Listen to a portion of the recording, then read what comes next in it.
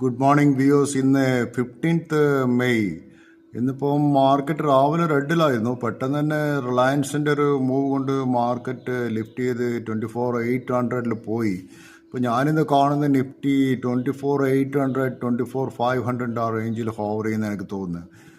പെട്ടെന്നൊരു മൂവ് ഉണ്ടായ HDFC ബാങ്കിൻ്റെയും റിലയൻസിൻ്റെയും മൂവായിരുന്നു. പിന്നെ എനിക്ക് പറയാനുള്ളത് ഇന്ന് ഒരു കമ്പനി മുത്തൂറ്റ് ഫൈനാൻസിനെ കുറിച്ച്. മുത്തൂറ്റ് ഫൈനാൻസിൻ്റെ നല്ല നമ്പറാണ് വന്നിട്ടുള്ളത്. പക്ഷേ മാർക്കറ്റിൽ സെൽ ഓഫ് ആണ് കണ്ടത് മുത്തൂറ്റ് ഫൈനാൻസ്.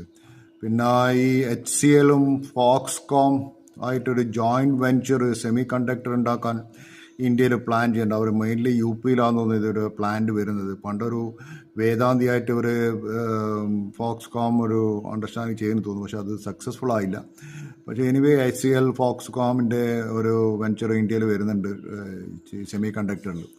പിന്നെ ഇന്ത്യക്കാരൊക്കെ ഇപ്പം തുർക്കിയിലും അസർബൈജാനും ബോയ്ക്കോട്ട് ചെയ്യുന്നുണ്ട്. ഈ ഇന്ത്യക്കാരുടെ തുർക്കിയിൽ ഇത്ര വലിയ ടൂറിസ്റ്റുകളായി പോകുന്നില്ല. കുറച്ച് ഇന്ത്യക്കാർ അവിടെ പോയിട്ട് തുർക്കിക്ക് എന്ത് സംഭവിക്കും? ഒന്നും സംഭവിക്കാൻ പോകില്ല. തുർക്കിയിൽ ഏറ്റവും കൂടുതൽ ടൂറിസ്റ്റ് വരുന്ന യൂറോപ്പിൽ നിന്നും മറ്റുള്ള പല കൺട്രീസാണ്. നമ്മൾ ഇന്ത്യൻ ടൂറിസ്റ്റിനെ ഡിപ്പെൻഡ് ചെയ്യുന്നില്ല തുർക്കി റൺ ചെയ്യുന്നത്. അതുപോലെ തന്നെ തുർക്കിയിൽ load of Arabs are going. So നമ്മളെ ഇന്ത്യൻ ടൂറിസ്റ്റുകളൊന്നും അവിടെ വലിയ വിലയൊന്നുമില്ല. നമ്മൾ ഇന്ത്യക്കാർ ഇവിടെ നിന്ന് ഒച്ചയുണ്ടാക്കുന്നില്ലാണ്ട് there is no value for Indians in Turkey. So അതാണ് എനിക്ക് പറയാനുള്ളത്. അതുപോലെ HCLൻ്റെ ക്വാർട്ടർലി പ്രോഫിറ്റ് ഡ്രോപ്പ് ചെയ്തിട്ടുണ്ട് 8%. കാരണം അവരുണ്ടാക്കുന്ന ഈ തേജസ് ലൈറ്റ് കമ്പാറ്റ് എയർക്രാഫ്റ്റാണ്. അതിപ്പോൾ നമ്മളെ ഈ വാറിലൊക്കെ യൂസ് ചെയ്തത്. അപ്പോൾ അതിൻ്റെ സപ്ലൈയിൽ പാർട്സൊക്കെ കിട്ടുന്നില്ല. US എന്നൊക്കെ കുറച്ച് പാർട്സ് വരുന്നു എഞ്ചിനൊക്കെ. പക്ഷേ അത് കുറച്ച് ഡിലേ ആയതുകൊണ്ട് അവർ പ്രോഫിറ്റ് ഡ്രോപ്പ് ചെയ്തിട്ടുണ്ട് 8%. സോ എന്നാലും സ്റ്റോക്ക് കുറയൊന്നുമില്ല. കാരണം HCLൻ്റെ സ്റ്റോക്കാണ്. അതുപോലെ ഭാരത് ഇലക്ട്രോണിക്സിൻ്റെ സ്റ്റോക്ക് ഞാൻ ഇന്നലെ പറഞ്ഞു നല്ലൊരു കമ്പനിയാണ്. ഭാരത് ഇലക്ട്രോണിക്സിൻ്റെ ഈ missile shield system suppose to ഇതൊക്കെ വരുന്ന ഇപ്പോൾ ഈ പാകിസ്ഥാൻ വാറിലൊക്കെ യൂസ് ചെയ്ത് നമ്മൾ ഇന്ത്യ പാക് വാറിലൊക്കെ യൂസ് ചെയ്ത് ഭാരത് ഇലക്ട്രോണിക്സ് സാധനങ്ങളെന്ന് പറയുന്നു. So it has saved India. So Bharat ഇലക്ട്രോണിക്സിൻ്റെ റിസൾട്ട് നെക്സ്റ്റ് വീക്കിലാണ് വരുന്നുള്ളത്.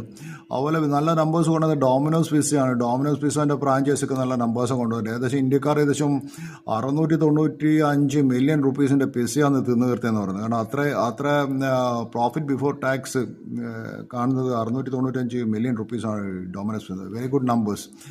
അപ്പോൾ ആ സ്റ്റോക്ക് വാച്ച് ചെയ്യുക. പിന്നെ അതുപോലെ Trump is a good salesman. അയാൾ പോകുന്ന സ്ഥലത്തൊക്കെ നല്ല ഡീൽ ഉണ്ടാക്കുന്നുണ്ട്. ഇപ്പോൾ ഖത്തറിൽ പോയിട്ടും അയാൾ ഏകദേശം ജെറ്റ് 96 ബില്യൻ്റെ എയറോസ്പേസ് ഡീലാണ് ഉണ്ടാക്കിയത്. അതിൽ മെയിൻലി ബെനിഫിറ്റ് ചെയ്ത് GE എയറോസ്പേസ് ആണ്. പണ്ട് അവർ റോൾസ് റോയ്സ് ആയിരുന്നു വാങ്ങിച്ചുകൊണ്ട്.